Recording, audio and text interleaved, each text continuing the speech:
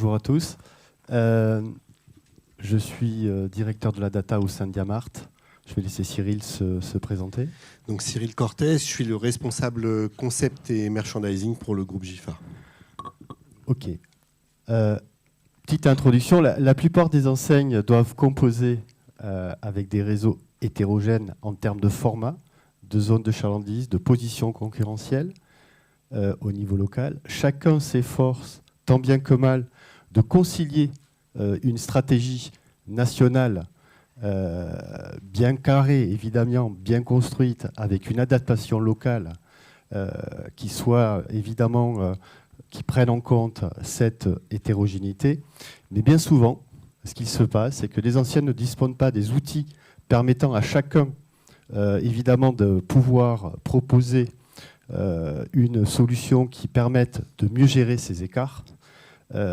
Tout le monde, évidemment, dispose de segmentation ou de clustering magasin à des niveaux de vitesse différents par rapport à l'offre, par rapport à la promo, voire des adaptations de tarifs plus ou moins agressifs. Cependant, ce qui se passe, c'est que tout ça est souvent reste malheureusement assez imprécis. Nous pensons que l'on peut aller plus loin par rapport à cette finesse de pilotage, et c'est ce que nous avons fait avec Giffard. Giffard est le plus gros groupement de pharmacies en France. Hein. Ça ne plaisante pas, c'est 1300 pharmacies. Mais je laisserai Cyril s'étendre sur le sujet.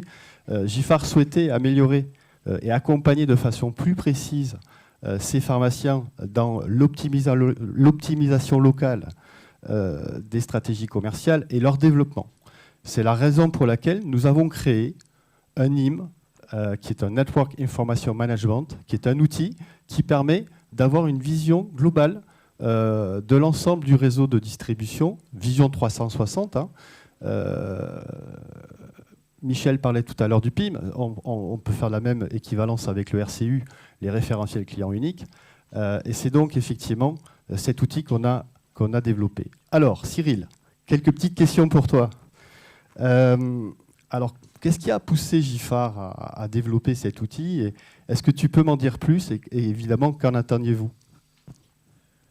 Si tu peux juste par contre appuyer sur le bon bouton, ça va m'aider. Merci Jean-Pascal.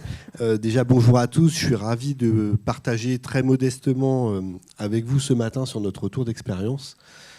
Quelques mots sur Giffard Group pour que vous compreniez un peu le contexte. On est effectivement le réseau et le groupement leader de la pharmacie en France. On pèse plus de 2 milliards d'euros de chiffre d'affaires. Et nous avons un magnifique maillage du territoire avec effectivement un peu plus de 1300 officines. Qui dit 1300 officines dit une vraie force et une vraie richesse pour nous. Mais quand on le regarde côté animation commerciale du réseau, ça peut devenir un handicap. On a une très forte hétérogénéité de notre réseau, que ce soit en termes de taille. La plus petite de nos officines fait moins de 20 mètres carrés, la plus grande plus de 400. En termes de typologie d'implantation, on est implanté en campagne, en centre-ville, en centres commerciaux, en périphérie de grandes ou de petites agglos. Et bien évidemment, hétérogénéité également d'intensité concurrentielle. Donc bref, tout ça, ça demande un minimum de connaissance de son réseau, de façon à pouvoir étudier comment adapter sa politique commerciale aux spécificités de chacune des officines. Donc voilà, ça devenait pour nous stratégique de savoir comment décliner notre politique commerciale sur plusieurs niveaux. Oui, bah alors, ok, très bien, mais ce NIM, Giffard, il y a quoi dedans? Ça fait le café? Ça sert à quoi? Alors, l'enjeu pour nous, il était déjà de comprendre quelles étaient les données qui expliquaient la performance des officines pour arriver à une segmentation. Donc pouvoir définir une typologie des pharmacies, pourquoi?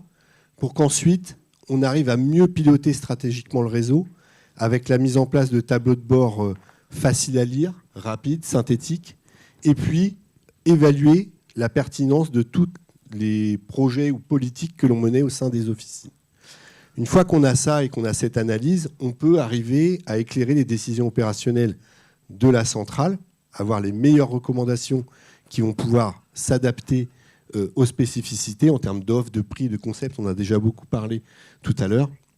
Mais aussi aider chaque officine à faire les bons choix. Et enfin, ça favorise énormément le développement puisqu'on va le voir, effectivement, localement, on incite et on accompagne chacun de nos adhérents à exploiter le meilleur potentiel, la meilleure performance de son officine et à développer son projet. Alors, tu mets quoi dans ce NIM? Alors, c'est un si peu... si tu veux bien nous en parler. C'est un peu notre chaudron magique, ça. Il y a une multitude d'ingrédients. Mais plus sérieusement, imaginez une base de données dans laquelle vous allez déverser à la fois toutes vos données internes, donc géolocalisation de votre réseau, données de chiffre d'affaires, indice tarifaire, mix chiffre d'affaires par catégorie, les données CRM si vous en avez, et également l'ensemble des données externes qui ont un impact sur votre business. La concurrence, bien évidemment, géolocalisée, niveau de chiffre d'affaires, mais aussi, et c'est le cas sur notre marché, nous, de la santé, l'ensemble des prescripteurs, des établissements de santé, toutes les données CSP des ménages, bien évidemment. On concentre au même endroit toute l'information, toute la connaissance qu'on peut avoir. Et à partir de là, on peut tirer les analyses et les outils qui permettent de décliner une politique commerciale. Alors justement, on comprend qu'on peut faire plein de choses avec ce NIM. Est-ce que tu pourrais être un petit peu plus précis et nous exposer 2-3 exemples qui pourraient nous éclairer sur les usages que tu peux en faire? Le premier, l'offre. Là, vous voyez l'exemple sur une catégorie qu'on appelle les médecines naturelles, mais on l'a décliné sur l'ensemble des catégories de notre activité. On est allé chercher les données qui expliquent la performance de la pharmacie. Et ensuite, on a calculé pour chacune de nos officines un score de potentiel qui permet ensuite d'adapter l'offre pharmacie par pharmacie. Est-ce que je comprends bien, tu intègres à la fois des données internes à GIFAR dans le calcul de ce score et des données qui sont sur la zone de chalandise? Exactement, ça va être tout un tas de données, soit de population ou soit de concurrence qui vont nous permettre de fine-tuner cet élément-là. Deuxième exemple. Le prix, je crois que c'était un des deuxièmes leviers importants. En termes de stratégie prix, c'est un super outil.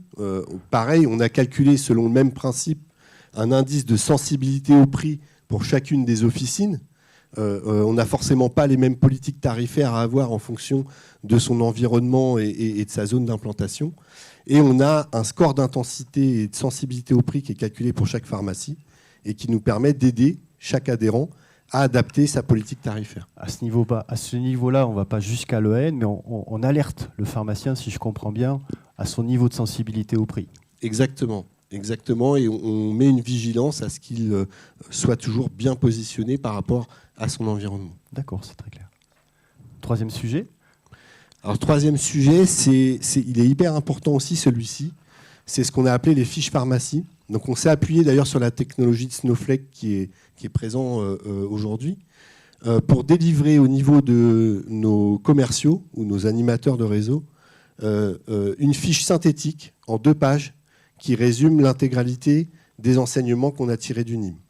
Donc on va avoir des indicateurs de performance, on va avoir les niveaux de comparaison à la classe de la typologie pour chaque adhérent, et globalement, ça va permettre de gagner du temps, de mieux préparer ses visites pour accompagner chacun des adhérents et de préconiser un plan d'action local pour, encore une fois, tirer le meilleur de la performance à la pharmacie. Alors, dernière petite question, quels enseignements, justement, pour que NIM produise ces pleins effets pour toi dans une enseigne?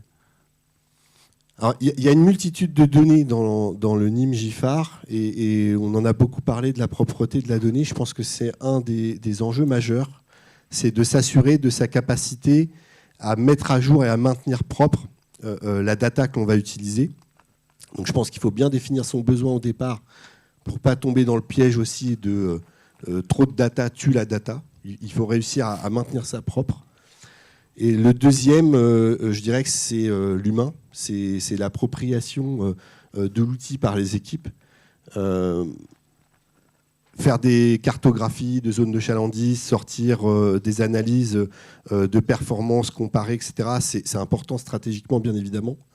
Mais le ROI du projet, il est vraiment sur la traduction qu'on en fait sur le terrain par les équipes commerciales.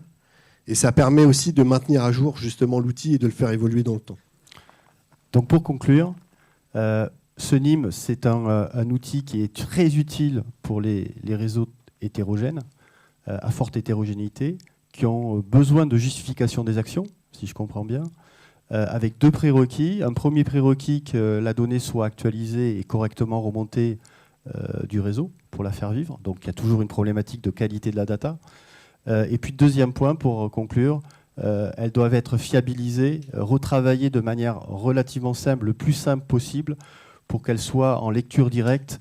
L'idée, ce n'est pas de proposer des données brutes, mais avoir des données prêtes à l'emploi pour aller vers l'action. Exactement. Merci. Merci à beaucoup toi. à toi et de ta confiance.